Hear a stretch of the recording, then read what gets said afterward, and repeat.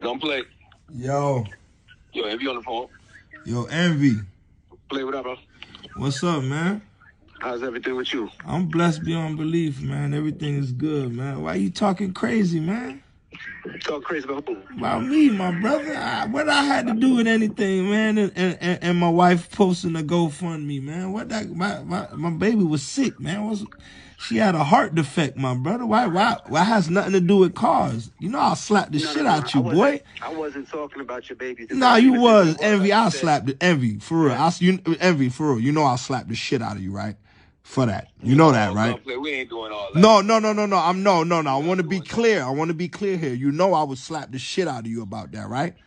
And then we can fight, but that's not the reason I'm saying that. See, Nah, it ain't gonna be a fight. It ain't gonna be a fight. Let me finish. Nah, it ain't gonna be a fight. Envy, it ain't gonna be a fight, dog. If I wanted to But you did. Why'd you bring me into that? I wasn't talking about. Why did you bring me into that, Envy? And so I'll be wrong. If I'll be wrong to handle my business then, right? But what's your business? I'm having a conversation with you. If you feel like I disrespected you, I'm talking to you like a man. I'm like, nah, I would never. And if you feel I did, I apologize. That wasn't my intention. Well, I need a public apology because that my wife, man, my wife is affected by that. My brother, we sat in that hospital for 28 days, homie. That shit was some real shit. That shit had nothing. It ain't even about the money. You know what I'm saying? My wife is in panic mode. My wife put that up, and this is what it is, and that's how she felt. She was in panic mode. I told her to chill, but it's cool. We did a GoFundMe. That ain't nothing, my brother. So don't bring my child into this, my nigga, because then we gonna be having bad blood, dog. And if you felt that way, I apologize. That wasn't what I was trying to do. And Hey, it's your brother Van Silk. Not in my house with Van Silk.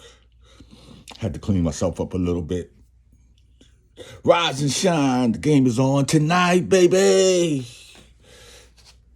You can catch me on Spotify for what they call that? Podcasters on Spotify. Also, you can catch me on rumble.com. And you can catch me on youtube.com. Not in my house with Van Silk. I got this check. Class action suit check. Bank of America settlement check. $1.08. These motherfuckers.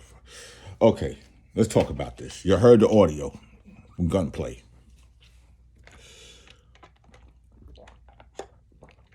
This is what's going on. I knew it was going to happen. And how did all this started? Egos. Black men egos. I got a bigger ring than you. I got a bigger chain than you. I got more money than you. All started with Rick Ross and Envy about 8-9 days ago about who got the bigger car show. Now, I think Rick Ross car shows is much more different in Southern style than what Envy do. Because Envy car shows family friendly. Kids can come. You know, it's inside of a venue where Rick Ross is entertaining his car show on his property in the South. You in Atlanta, you in ATL. Different environment, different feeling. You know, they both got a big collection of cars. But seemed like it was friendly in the beginning. Then after the back and forth, I made a post not only about Rick Ross and Envy, but also about Kwame Brown and Shannon Sharp going back and forth on the internet. And the reason why I'm talking about this today, because it's like been a bad week for Envy. Now, Gunplay came in there, threatened to smack him, which on the phone call with him and Charlemagne. Supposed to have been a private call, but he wanted the public announcement. And, you know, how did it get to Gunplay? Well, see, by Rick Ross and by Rose and Envy going back and forth. Rose brought up, you know, Envy's wife and kids, which I always say is off limits. Don't do that. Leave it out. Then when Envy say, well, you didn't even look out for your own man, Gunplay, your man had to start a GoFundMe. You knew the situation, you crossed the line. Now, Gunplay GoFundMe was for his daughter who was born with a heart ailment And no, even if you didn't mention the child's name, you mentioned the GoFundMe, so you crossed the line. And that's why I say these back and forth, you need to keep it personal. You know, I didn't know about Gunplay daughter until I looked it up, until I heard what he had to say. You know, I know about Gunplay because my man DJ K Slade put him on the Rolling 100 and all that stuff. But I keep abreast of these up and coming rappers and rappers that's been around and the one that came after us in the culture of hip hop. But not only has that led to Envy and Gunplay having a conversation that now everybody's hearing, and Gunplay saying, I will slap you when I see you. He's not even threatening to punch the dude. You know, when another man threatens to slap another man, that's like, yo, I'm treating you like a ish. The worst thing a man can ever do to another man is slap him.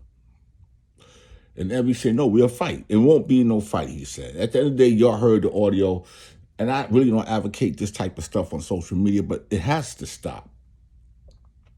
Rick Rose and Envy, y'all need to talk it out, and y'all need to support each other car show. It's in two different areas. And then I think Envy has a car show down in Memphis for Young Dolph. But y'all need to support each other. You don't see Elon Musk and Bill Gates on the internet arguing? Or Warren Buffett and Bill Gates arguing on the internet? Come on, man. Then now Envy turn around. Now everybody, Tony the Closer, is getting on you about the whole thing with, with your real estate with Ceasar Pina. Now that's a whole different situation. And I know DJ Envy. He used to come to my store when he started making his mixtapes back in '96. Quiet, young. He used to come to my store, drop a tape off. K Slate was there. All that. Fat Flavor on 125th Street.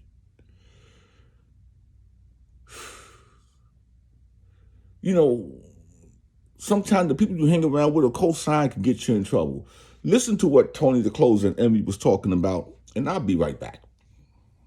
This is your brother Van Silk, not in my house with Van Silk. I do feel like you're saying Caesar's guilty before hearing his side of the coin, which I think is kind of crazy. I mean, anybody can say anything they want, man. I done seen today that I owe people money. I done seen all types of shit. But the thing is, I think you should have that man on here to have a conversation and give his side of the story. There's two sides of the story.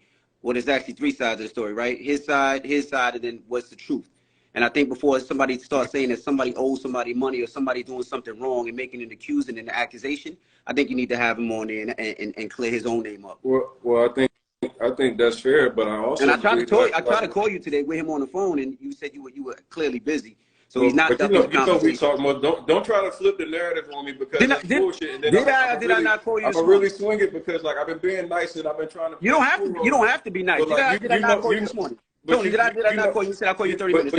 But you know you bullshitting too, right? I'm not bullshitting. Because the fact of the matter is that you know that Ceasar been doing bad business, and you just right now really trying to distance yourself because you don't want to be implicated with it. You know that he's been fucking people over. He fucked you over. He owes you money. You told me last night he owes you money. Like, this ain't me making up shit. This ain't me just coming out and attacking anybody. This is real people. And it's like, even like your man, the credit dude, that was a part of y'all whole situation, bro. He's out of 150,000. And nigga was out here talking about committing suicide. See, you can't play me like I'm the nigga that's just clout chasing or doing some bullshit. I'm really talking about people. Credit dude called me talking about he's in fear of his life. Like, he's like, yo, I'm in fear of my life, and these niggas took my money.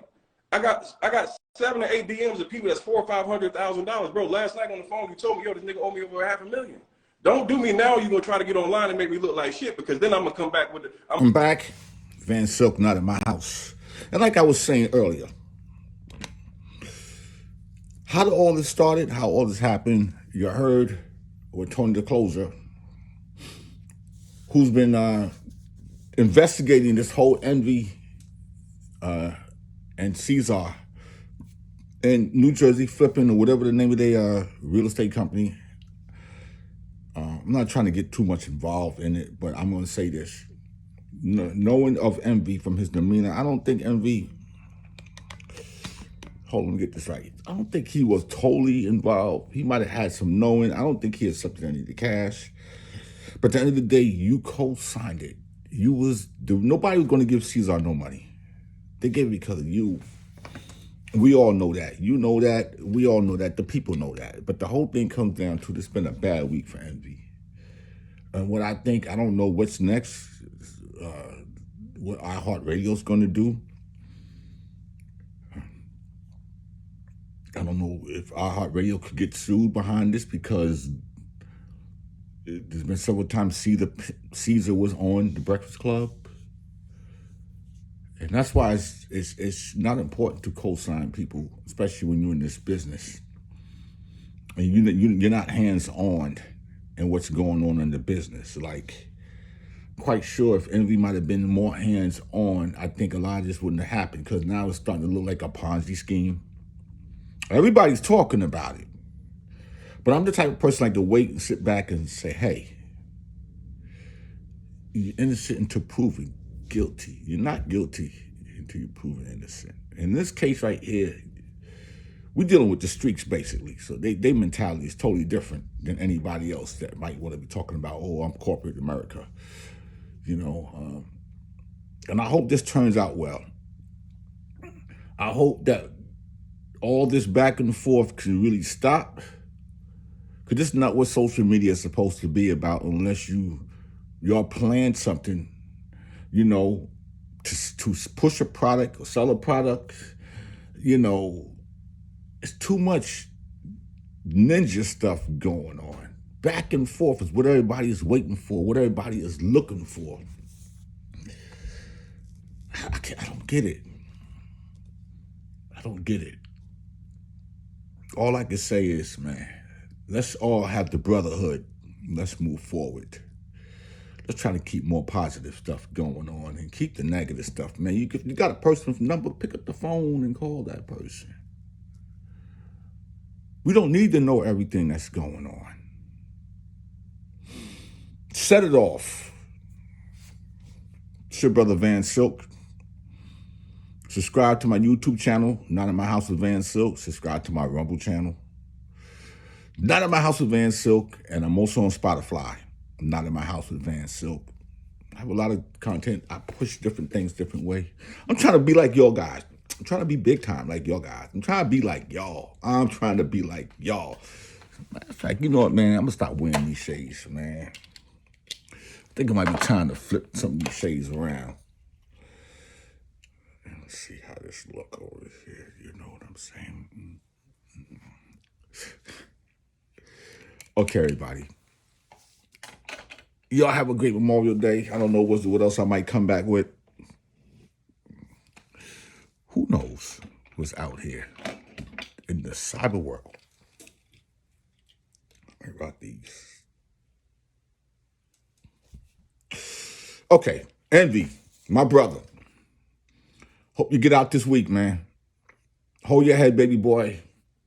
And listen, whatever's going on, y'all got to clean that up, man, because it's making it hard for anybody else that's coming up next that's trying to do this. And they you know, it's just bad. It's just bad.